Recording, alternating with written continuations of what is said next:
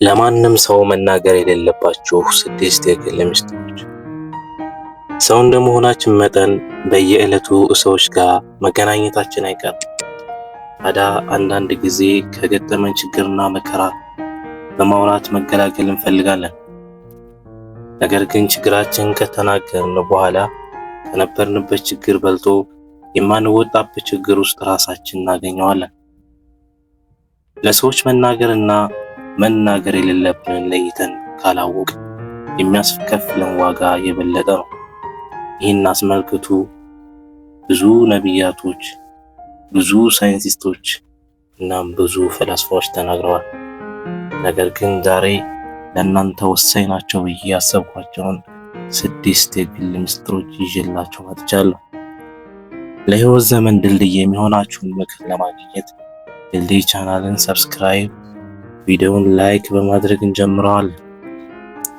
አንደኛ፣ የስኬታችሁን ምስጢር ለማንም አታጋሩ። የኮካ ኮላ ካምፓኒ ፎርሙላውን ምስጢር አድርጎ በመያዙ ነው እስካሁን ድረስ ትርፋማ መሆን የቻለው። ስለዚህ የምትሰሯቸውን ስራዎች ለሰዎች አትናገሩ። ሁለተኛ፣ ችግሮቻችሁን ለማንም አታዋዩ። ችግሮቻችሁን ለሰዎች መናገራችሁ እርግጥም በዛ በነገራችሁ ሰው ዘንዳ ልትናቁ ትችላላችሁ። ምክንያቱም 70% የሚሆኑ ሰዎች በችግራችሁ ይደሰታሉ። 10% የሚሆኑ ሰዎች ደግሞ በጣም ያዝናሉ። 20% ሰዎች ደግሞ በጭራሽ ስለዛ ጉዳይ አስታውሱ። ስለዚህ ፕሮፌሽናል መፍትሄን ፈልጉ። ያ ማለት ለአእምሮ ችግር ሳይኮሎጂስት፣ ለቢዝነስ ውስቀት የቢዝነስ አማካሪ፣ ለወንጀል ጉዳይ የህግ ባለሙያን ማማከር ከሐሜት አልፎ ከችግር ይጠብቃችኋል። ሶስተኛ፣ ራዕያችሁን አታጋሩ። ይህ ማለት ለእናንተ የታያችሁ ነገር ሰዎች እንዲረዷችሁ አትጠብቁ ማለት ነው። ራዕይ ማለት የሰው ልጅ የሚኖርለትም የሚሞትለትም ነገር ነው። ታላቅ ጉዳይ አቅዳችሁ ሊያጣጥሉባችሁ ወይም ሊቀልዱባችሁ ይችላል።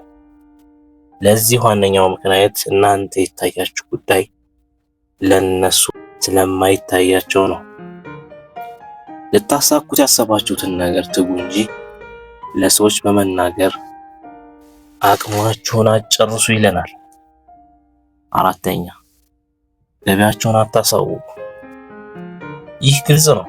ገቢያችሁ ዝቅተኛ ከሆነ ለመገመት ወይም ለንቀት ያበቃችኋል። ገቢያችሁ ከፍተኛ ከሆነ ደግሞ ለብድርና ለተለያዩ ችግሮች ያጋልጣችኋል። ስለዚህ ገቢያችሁን አትናገሩ ወይም አታሳውቁ። ማንም እናንተን ሊገምት የሚችለው በምታገኙት ገቢ ስለሆነ ነው። አምስተኛ፣ የቤተሰባችሁን ችግር አታሳውቁ። ቤተሰባችሁን ወይም ጓደኛችሁን ማለቴ ነው።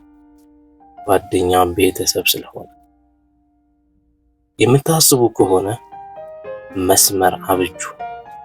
የቤተሰብ ችግር የእናንተው ስለሆነ እናንተም የቤተሰቡ አካል ስለሆናችሁ፣ ስለዚህ የቤተሰባችሁን ችግር አታጋሩ። ቤተሰባችሁን ችግር ላይ አትጣሉ ይለናል። ስድስተኛና የመጨረሻ ብዬ ያስኩላችሁ የአልጋ ህይወታችሁን ለሰዎች አታጋሩ። ይህንን ብዙ ነቢያቶችና ፈላስፎች እንዲሁም ሳይንቲስቶች ነግረውናል። እኔም ወሳኝ ነው ብዬ ስላሰብኩኝ ይህንን እንደመደምደሚያ ይዤላችኋለሁ። ያ ማለት ሚስቴ አልጋ ላይ ጎበዝ ወይም ሰነፍ ናት፣ ወይም ባሌ ጎበዝ ነው ሰነፍ ነው በማለት ለሰዎች ማጋራታችሁ ምንም አይጠቅም። እንደውም ከመጥቀምም አልፎ ሰነፍ ከሆነ ባላችሁ መሳለቂያ ወይም ሊናቅ ነው። ጎበዝ ካላችሁ ደግሞ በሌሎች ልትነጠቁ ትችላላችሁ። ያም ማለፍ ሲል የቡና መጠጫ ትሆናላችሁ ይለናል። ለህይወት ዘመን ድልድይ የሚሆናችሁን ምክር ለማግኘት አዲስ ከሆናችሁ ድልድይ ቻናልን ሰብስክራይብ በማድረግ ቪዲዮውን ላይክ በማድረግ የቤተሰቡ አካል ይሁኑ። እናመሰግናለን። በሌላ ቪዲዮ ውስጥ የምንገናኝ። ቸርን ሰንብት።